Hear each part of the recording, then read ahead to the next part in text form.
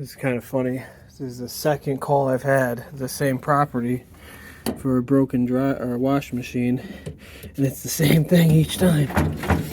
It's a silk sheet caught under the agitator. Only way to get it out is with a big ass socket extension.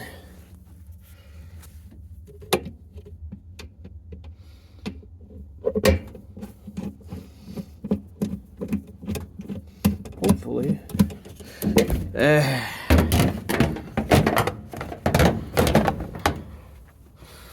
it's the same freaking sheet both times.